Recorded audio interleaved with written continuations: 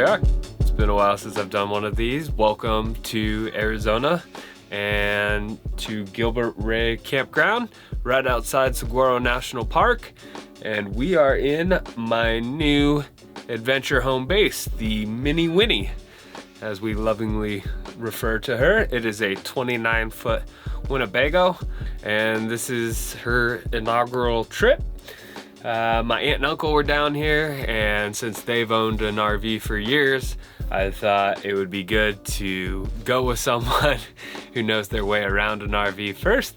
And of course, it is much warmer here than it is in Idaho, and that is part of the reason I got this thing. It doesn't mean we've given up backpacking. On the contrary, I think this thing is gonna let us get out and backpack more.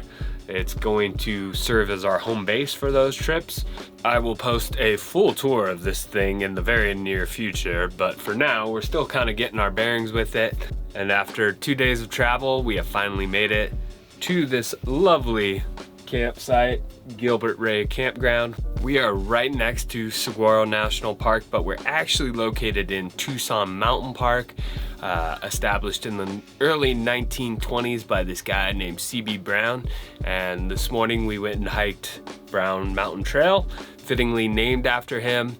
Mikkel is serving me up some homemade kombucha that she made. Very nice, Mikkel. Hello, roadie.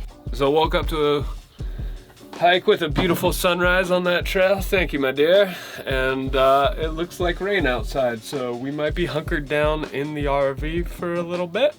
Since we both work from home for ourselves remotely, I got the Starlink all set up, and we might just take the day to get some work done and watch some football in the RV instead of freezing our butts off. But we will be exploring Saguaro National Park over the next few days, so stick around. Don't say "so stick around," that is so dumb. It's really been a while since I've done one of these, as you can see. It's like, I'm like, Mikkel, I don't need noise, and she just flips on the water pump. Oops, I thought I turned it off. It's like the RV is farting. I thought I turned it off. Gilbert Ray Campground is located 13 miles west of Tucson with 130 RV sites, each with individual 30-amp electrical hookups. It has centrally located water, picnic tables, bathrooms, and an RV dumping station. Wood fires aren't allowed, but there are a few charcoal grills around if you want to save some propane and grill up a few of your meals. There are no showers, and even though Mini Winnie has a shower in her, I learned over the next few weeks how clutch shower facilities are when living on the road. There's a 7-day stay limit, and sites are $20 per vehicle a night. It's not a state park, so you book your stay through the Pima County website. Pretty simple and straightforward. I'll leave a link in the description below if you want to plan your own trip. So as I said, this is the inaugural trip in Mini Winnie, and there are a few things that have surprised me. Now, I had read that an RV is not the cheapest thing. You assume that having this mobile house would be a super cheap way to live, to travel. You wouldn't have to pay for hotels. To be completely transparent, the RV itself was a pretty cheap RV. This is a $22,000 RV. Once I got it outfitted with everything, I'm looking at between $25,000, $28,000 invested up front. Insurance on it is very cheap. I think I'm only paying $40 a month to insure the thing. Of course, you got to get it registered. You got to get a new title on it. So that initial cost can be high, but nothing too intense. Just comes with the cost of owning any type of vehicle. But actually traveling in it can be a different story. So of course you have the cost of campsites. I think this campsite's pretty reasonable. It's only $20 a night. But really the big cost is gas. This thing gets 8 miles to the gallon. If you're driving from Boise to Arizona, where we are now, it's about 1,200 miles one way. So you do the math. I think this trip is gonna cost us about $1,000 in gas, and gas right now is under $3 a gallon in the 2 states that we went through. So I think the best way to do it, the best way to travel in this thing in the future is to take longer trips in terms of time and see as much as I possibly can on each trip. If you just shoot down to Arizona like we did and don't see that much, well, that bill gets pretty expensive. If you're able to see Zion, the Grand Canyon, all these different places in one trip where you drive, you stop, you stay a few days, yeah, it's $1,000 to travel there, but $1,000 to see 6-7 places becomes more of a deal to me than spending $1,000 to shoot down to one place for a couple days and then shoot back up. Of course, you can always take the RV on shorter distances and not go as far, and it's gonna cost you cheaper, but who wants to do that? The other big thing that I'm struggling to get a grasp on, and this also ties back to cost, is keeping this place warm.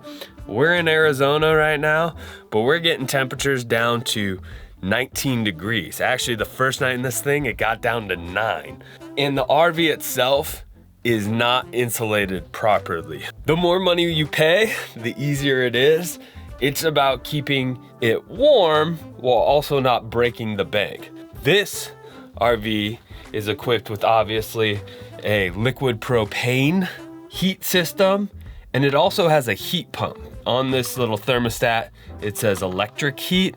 A heat pump, I don't know the science behind it, but it's basically an air conditioning unit in reverse. Apparently, all air has heat in it, even cold air, and the heat pump filters out the warm air from the cold air using electricity, so it can save you a penny or two and you don't have to use up all your propane. The only problem with the heat pump is it stops working at 39 degrees. We started off by trying to keep this thing around 69 degrees. That's how I like to live in my house, at 69 degrees. And basically we were just running propane constantly.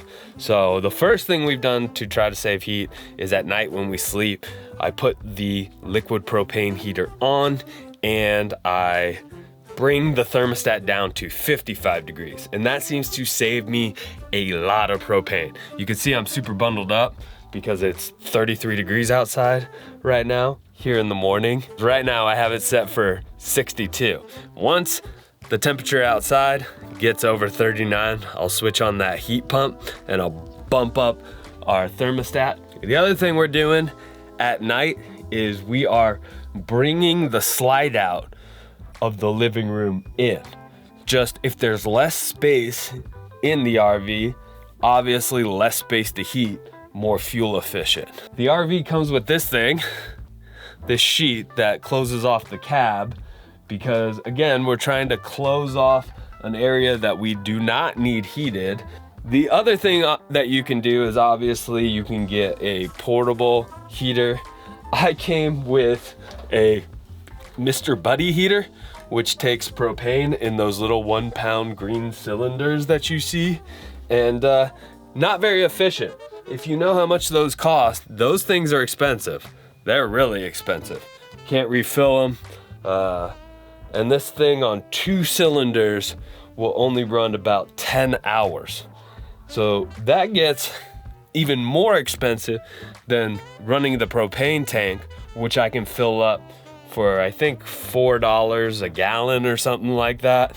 My uncle has an electric heater that you plug in, and that would have been really smart for this campsite because we are plugged into electricity. But when we're boondocking, the electric heater will be much more useless. The outlets will not work unless you're running the generator or you're plugged in. So I did bring a little solar generator that I think might be able to power an electric heater in the future, but that is not something we have at this moment. And of course we can always run our loud generator that runs off the gasoline tank, the real gas that gets us around. But again, we're trying to save fuel, and that can get quite spendy. Plus a generator is loud, so we don't want to continuously use that. But yeah, we'll figure it out.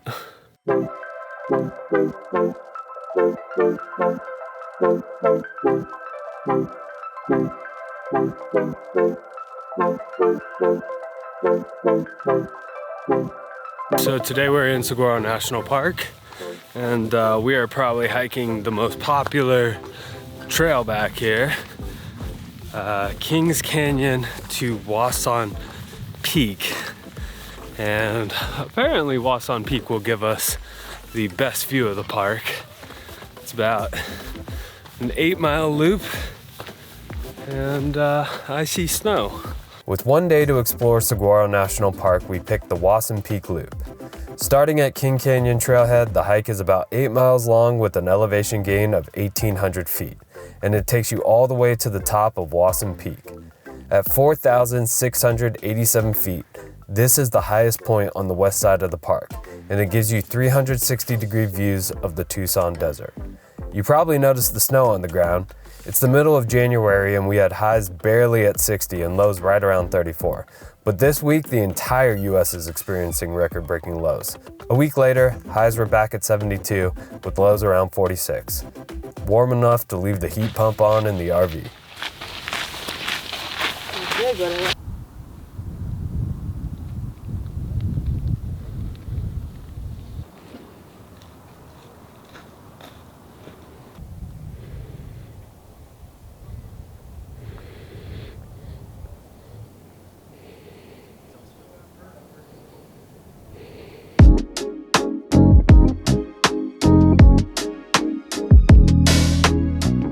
Okay, our final stop here around Saguaro National Park is Old Tucson, which is a very famous old Western backlot where films you've probably seen like Tombstone or John Wayne films have been shot at. The iconic little hill behind me can be seen in a lot of old Westerns. And I was gonna check it out inside, but to see Old Tucson, you actually have to take a tour. You can't just walk around. A $20 tour takes you about an hour, and we don't really have time for that because we are moving on up near Phoenix to a new spot. So we're gonna hit the road. Thanks for watching. We'll see you next time.